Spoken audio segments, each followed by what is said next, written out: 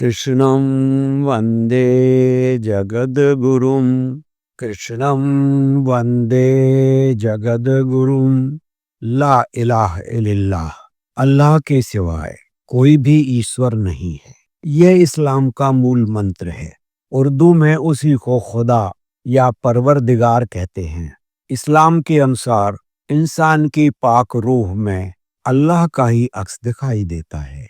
हिंदू मान्यताओं के अनुसार भी कोई एक ही ईश्वर है, वह सर्वशक्तिमान है। हिंदू उसे ईश्वर, परमात्मा आदि विभिन्न नामों से मानता आया है। ईसाई धर्म उसको अपनी भाषा में गॉड या परमेश्वर कहता है। सिर्फ भाषा का फर्क है, धरती को बनाने वाला तो एक ही है। मेरी जानकारी में उसे जो है सो है को किसी ने अपनी आंखों से देखा नहीं है कि वह कैसा है। इसीलिए कोई उसको निराकार कहता है तो कोई साकार बताता है।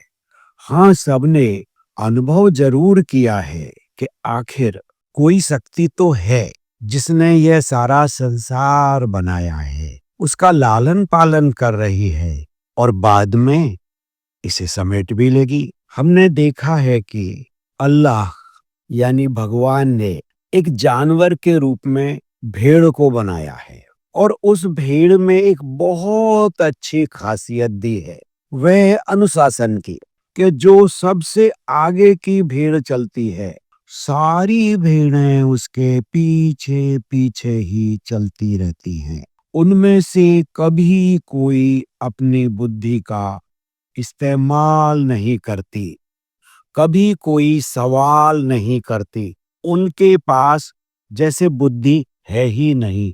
अगर एक भेड़ गलत रास्ते पर गई तो पूरा का पूरा झुंड ही गलत चला जाता है। इसलिए एक लोकोक्ति भी बनी जिसे भेड़चाल कहा जाता है, जिसमें इंसान होकर भी हम बुद्धि का इस्तेमाल नहीं करते, सिर्फ दूसरों की बातों में आकर या किसी किताबी ज्ञान को पढ़कर और बिना विचारे उसके पीछे पीछे चल देते हैं। बुद्धिं शरणं गच्छामि, अपनी बुद्धि की शरण में हो, क्योंकि तुमको भगवान ने जानवर नहीं इंसान बनाया है। इंसान को भगवान ने सोचने की, समझने की, जानने की, मानने की और कल्पना करने की अनेक शक्तियां प्रदान की हैं।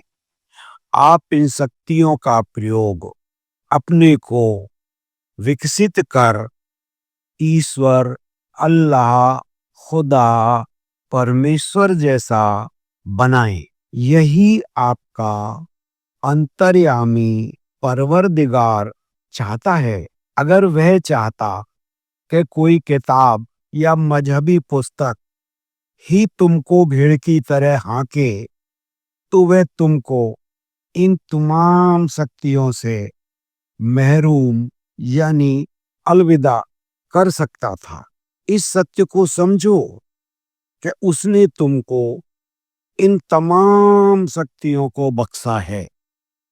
ये तुम्हारे लिए एक वरदान की तरह हैं कि आप इनका इस्तेमाल कर एक बेहतर से बेहतर इंसान बने।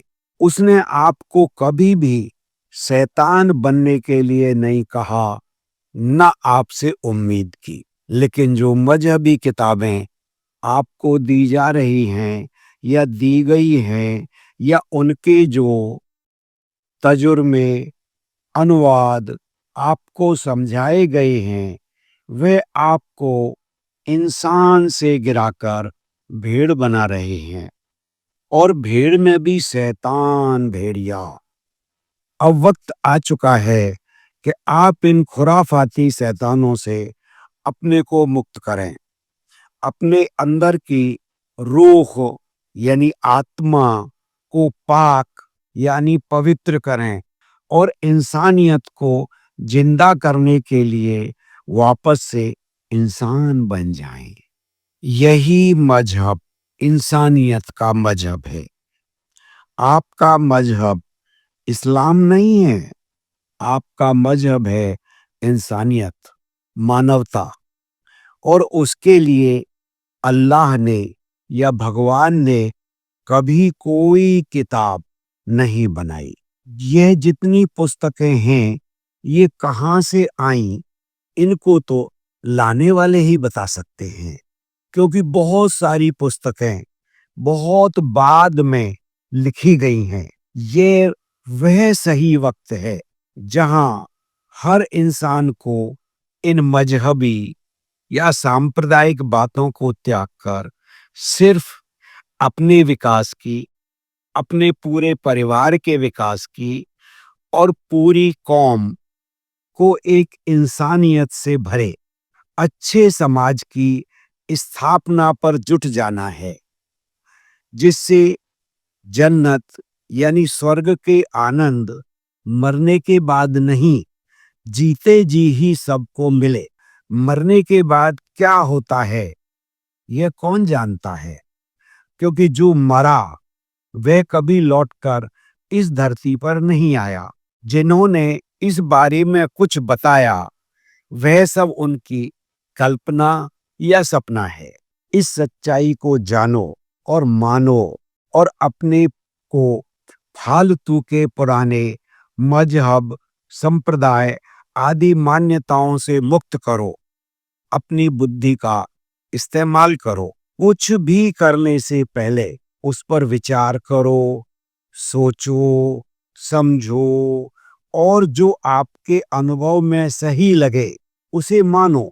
मैं कभी यह नहीं कहता कि मेरी बात मानो, नहीं, सिर्फ और सिर्फ अपनी बुद्धि का प्रयोग करो। अपनी पाक रूह या पवित्र आत्मा की बात सुनो, जानो और मानो। जय हिंद।